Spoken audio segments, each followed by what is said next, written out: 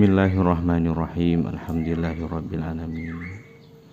Wassalatu wassalamu ala sayyidina Muhammadin wa ala alihi wa ashabihi wa tabi'in wa tabi'in ajma'in. Qala rabbi shrah li sadri wa yassir li amri wahlul 'uqdatam min lisani yafqahu qawli. Subhanaka la ilma lana illa ma 'allamtana innaka antal alimul hakim wa tub 'alaina innaka antat tawwabur rahim. Bismillahirrahmanirrahim.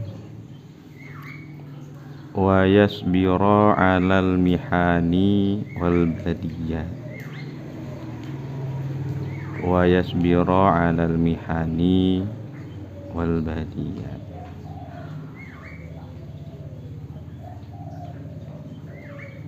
Sebelumnya dibahas tentang thalibul ilmi itu seharusnya sabar atas satu ustadz, satu kitab, satu fan, satu daerah di mana dia belajar. Juga sabar atas hawa nafsunya. Kelanjutannya wa yasbiru 'alal mihani.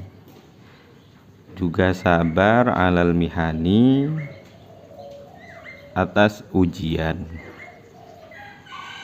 Wal bariyat dan cobaan. Kila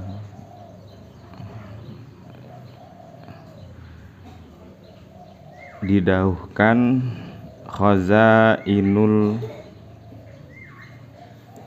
kalau di sarahnya itu ini bentuk jamak.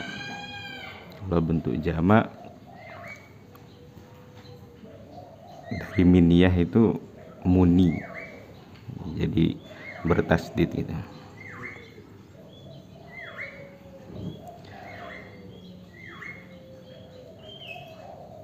Perbendaharaan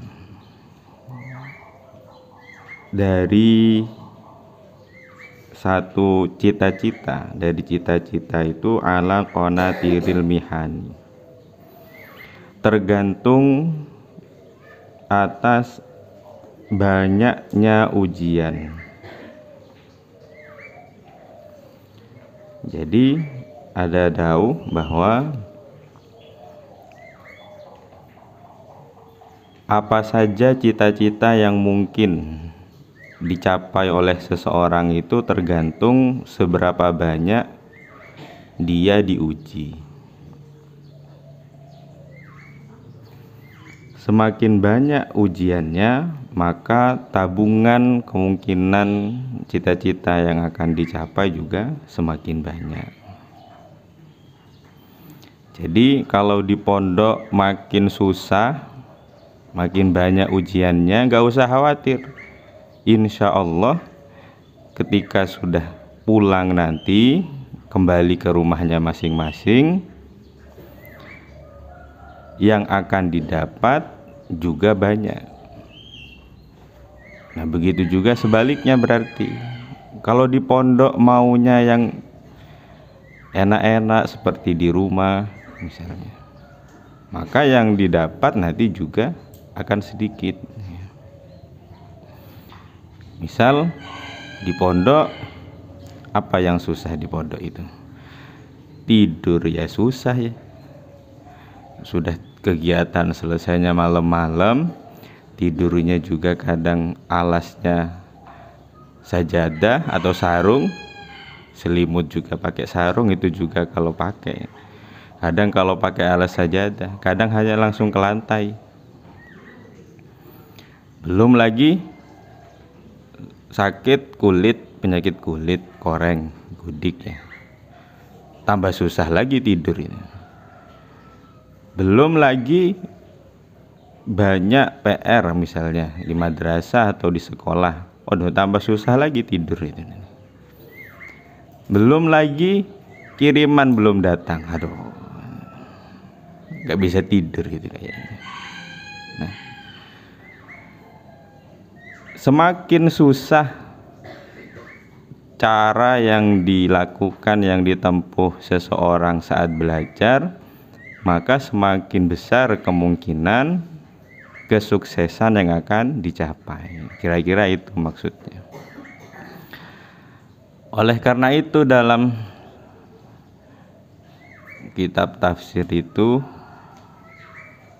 kalau tidak salah Jami'ur Ruh war Raihan, di sana itu dijelaskan, sempat ada pertanyaan, manakah yang lebih baik, yang lebih utama? Apakah, gini aja, dimulai gini aja ceritanya. Jadi bagi orang-orang soleh yang ditakdirkan oleh Allah masuk ke surganya, nanti akan didampingi dua macam wanita.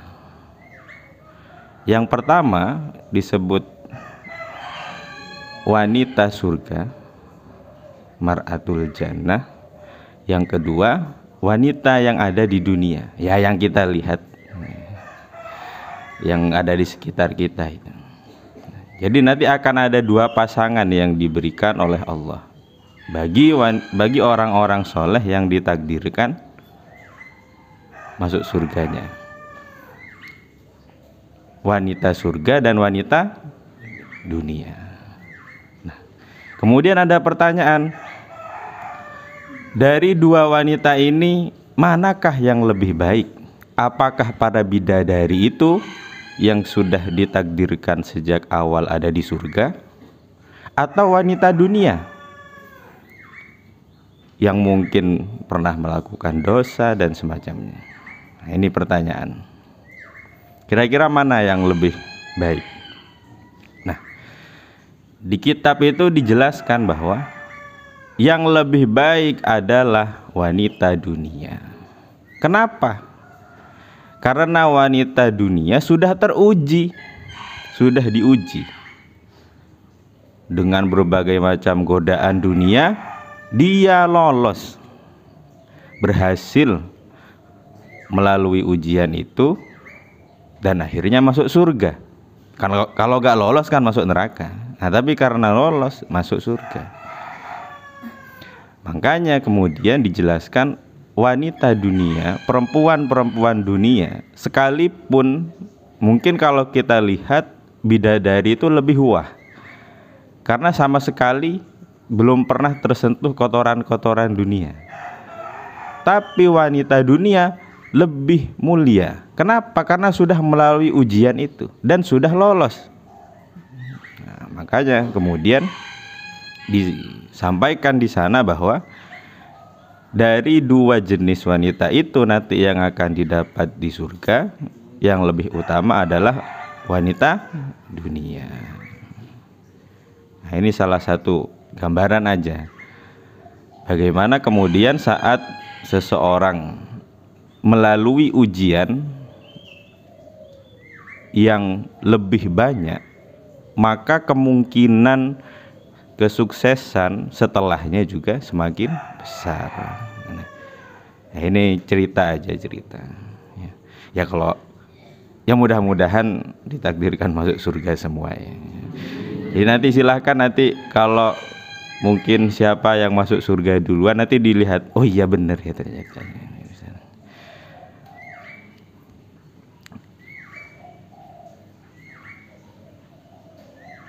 Wa unsyitu, dibacakan syair. Jadi musannif itu dibacakan syair. Wakila, dan dikatakan, didauhkan, innahu, syair itu li Ali bin Abi Thalib karramallahu wajhah. Amin. Jadi syairnya ini kepunyaan Sayyidina Ali bin Abi Thalib. Semuanya saya rasa sudah hafal ya. Apa syairnya? Ala la tanalul ilma illa bisittatin sa'umbika amma jmu'iha bibayani. Nah ini terserah sih, mau dibaca zakaun atau zakain terserah. Ini kalau mau ikut yang paling gampang ya zakain. Zakain wa hirsin wastibarin wa bulghatin wa irsyadi ustadi wa tuni zamani. Ya dibaca zakaun juga nggak masalah. Zakaun wa hirsun wastibarun wa bulghatun wa irsyadu ustadi wa tulu zamani. Hafal ya? Coba dibaca sama-sama. Kan ada lagunya kayaknya. Gimana itu lagunya? Ya bismillah, bismillahirrahmanirrahim. Ala la tanalul ilm.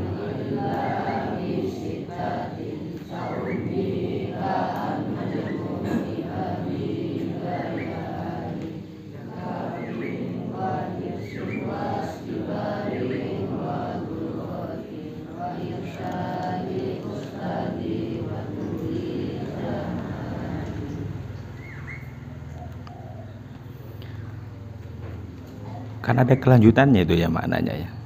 Gimana itu kelanjutannya? Makna Jawanya itu. Ada yang hafal?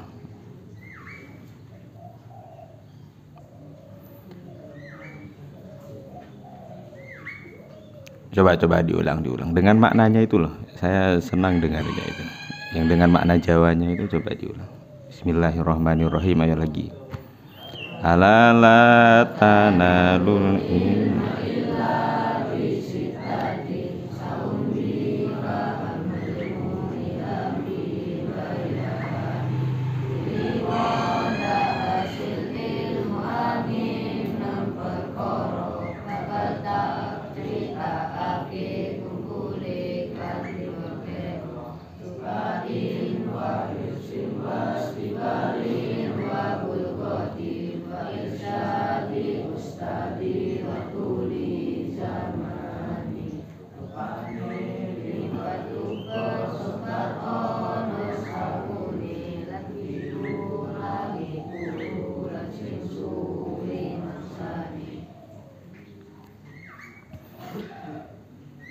Ala la tanalul ilma. Ala jadi apa bahasa Jawa? Ilingo ya. Ingat. La tanalul ilma. Kamu tidak akan mendapatkan ilmu illa bisitatin kecuali dengan sebab 6 perkara. Saumbika. Ini maksud dari syairnya. Saumbika, akan menjelaskan aku padamu ammajmu'iha, dari keseluruhan yang 6. Ammajmu'iha, dari keseluruhan yang 6 bibayani. Yang pertama zakain. Ilmu itu bisa didapat yang pertama dengan adanya kecerdasan. Ini yang pertama udah disampaikan bahwa ilmu itu dapat dicapai dengan kecerdasan. Ya. Pertanyaannya, cerdas itu seperti apa?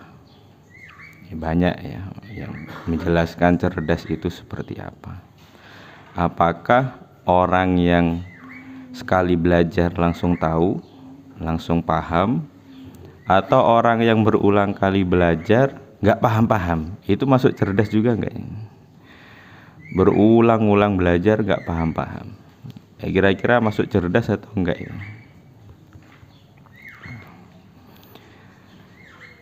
Jadi banyak ukuran kapan seseorang itu dikatakan cerdas atau tidak. Wahirsin, sungguh, atau Jawanya apa, temenan ya, serius. Nah, serius. Jadi belajar itu serius. Makanya kalau belajar, baik itu di madrasah ataupun di pengajian, yang serius. Kadang ada belajar di sekolah atau di pengajian sambil guyon-guyon, sambil bercanda. Berarti salah satu syarat untuk bisa mendapatkan ilmu sudah tidak dipenuhi, main-main, bercanda ya dengan temannya. Jadi saat mencari ilmu, saat belajar yang serius ya. Sebisa mungkin jangan terganggu dengan hal-hal lain di luar belajar. Wastibarin dan sabar. Sabar terhadap tadi yang disebutkan di awal, sabar terhadap ujian, sabar terhadap cobaan. Ya tadi kan sudah dijelaskan apa hikmah dari sabar terhadap ujian dan cobaan itu.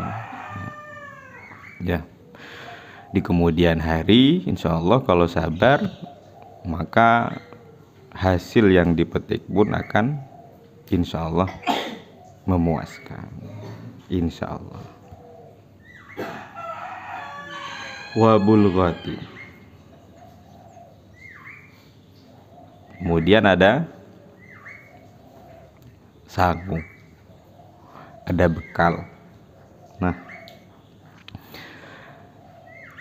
kenapa butuh bekal? Karena saat belajar itu ada beberapa hal yang perlu dibawa, baik itu bekal uang, biaya, atau bekal dasar-dasar pengetahuan misalnya. Jadi sebelum belajar sudah ada dasarnya misalnya. Terutama ya bekal dalam perjalanan belajar tentu butuh biaya. Makanya di banyak lembaga khususnya pesantren, nah ini masuk ya, banyak macamnya, di setiap pesantren beda-beda istilahnya ya. Kalau di rumah itu di Situbondo itu istilahnya ada namanya uang tahunan ya. Meskipun saya dengar ceritanya sebetulnya itu nggak cukup sebetulnya. Cuma apa gunanya kita membayar atau memberikan terhadap pesantren itu? Nah, supaya bagian dari apa yang kita berikan itu menjadi, anggaplah amal kita salah satunya yang diberikan ke pesantren. Bisa aja sebetulnya kemudian pendidikannya itu digratiskan, tapi mungkin kita tidak akan dapat amal jariah yang berputar lewat uang yang diberikan ke pesantren itu. Sampean apa kalau di sini bulanan atau tahunan? Apa syariah ya istilahnya ya, apa ya? Syariah ya. Yang sampean setorkan itu kemudian misal didirikan bangunan untuk tempat mengaji seperti yang ditempati sekarang ini. Nah, maka sampai sampean pulang pun selama tempatnya digunakan untuk belajar, untuk sekolah, pengajian, maka saat itu juga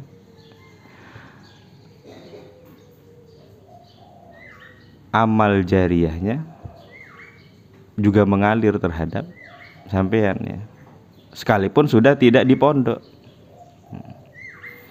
Jadi agar supaya sampean juga orang tuanya yang ngirimin uang itu juga mendapat aliran keberkahan, aliran barokah, aliran pahala dari amal jariah yang diberikan itu.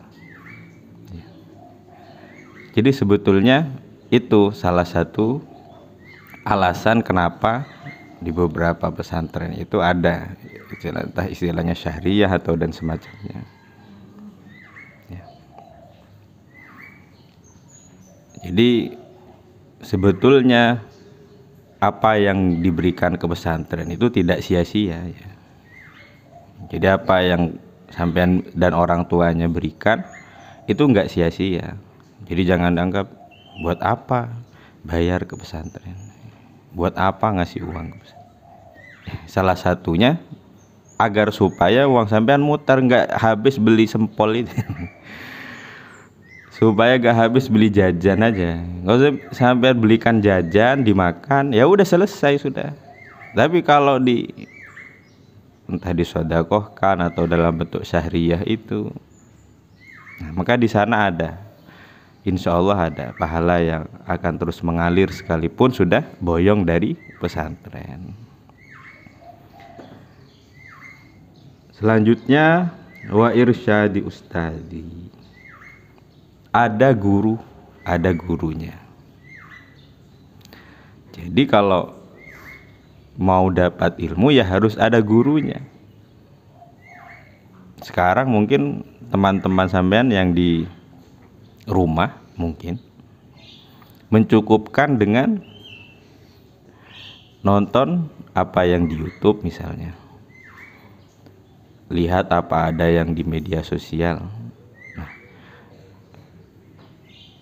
sebetulnya yang bagus itu adalah yang datang langsung, yang belajar langsung ya. Kenapa? Karena ada kontak mata antara guru dengan muridnya, hadap-hadapan. Nah, beda nanti saat melihatnya lewat YouTube atau media sosial yang lain misalnya. Sambungannya itu beda.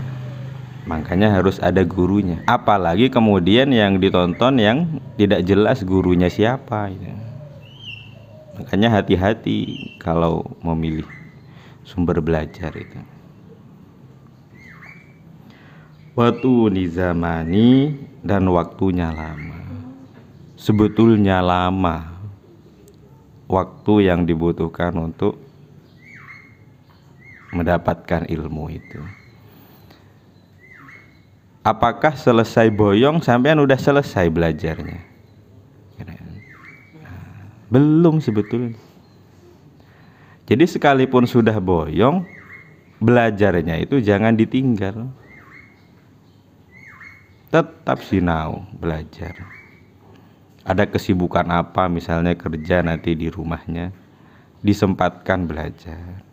Setidaknya kalau ada, tidak sempat setiap hari, kalau ada pengajian hadir ya. Jadi kewajiban belajar itu dan waktu yang dibutuhkan untuk belajar itu lama sebetulnya. Apakah 10 tahun cukup? Belum cukup. Makanya belajar itu ya sampai nanti sudah tidak bisa belajar lagi, sampai saat itulah selesai. Kapan sudah gak bisa belajar? Kapan? Sudah gak bisa belajar saat kapan? Ya saat mati ya.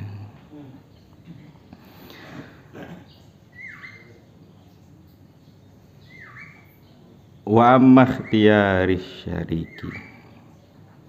Oh ini ya. Wa makhtiyarus syariki.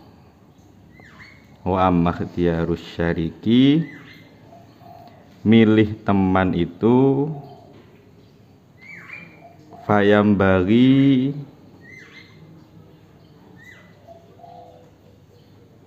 ayyakhtar. Jadi dalam memilih teman untuk belajar itu juga harus dipilih, karena teman yang dipilih itu akan berpengaruh terhadap diri kita ya. Kalau temannya yang dipilih misalnya malas atau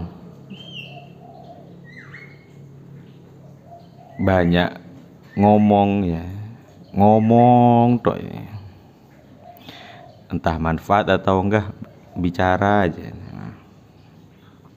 Nah, jadi teman yang kita pilih itu akan berpengaruh terhadap diri kita nanti. Bagaimana diri kita dalam belajar ya. Makanya memilih teman itu penting saat belajar. Bukan berarti kemudian membenci yang lain ya. Bukan berarti saat sudah memilih temannya siapa yang lain dibenci, ya enggak gitu. Milih teman bukan berarti membenci yang lain ya.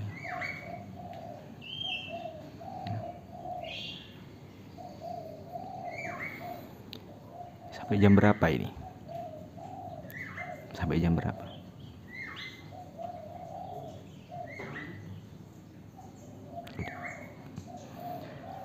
Ya itu aja yang mungkin dapat saya sampaikan pada pagi hari ini. Ingat tadi yang sudah dibahas bersama, kalau di pesantren atau dalam mencari ilmu itu mengalami ujian, mengalami cobaan, yang sabar.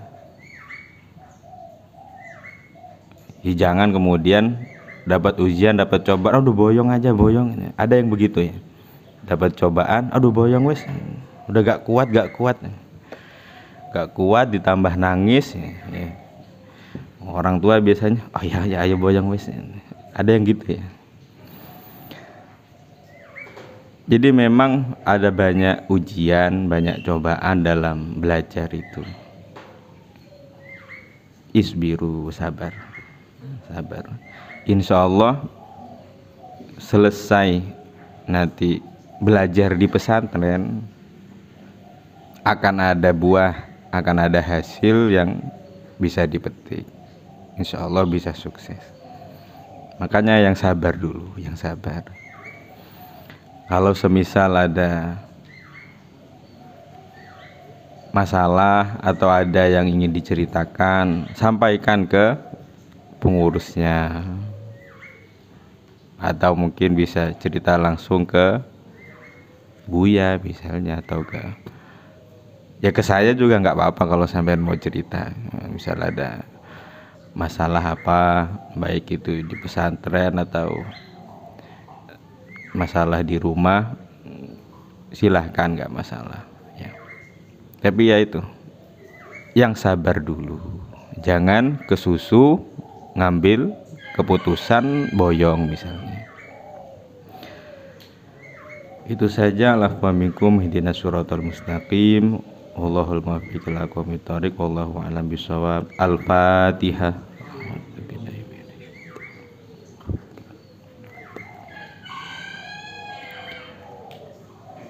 Dibaca doanya.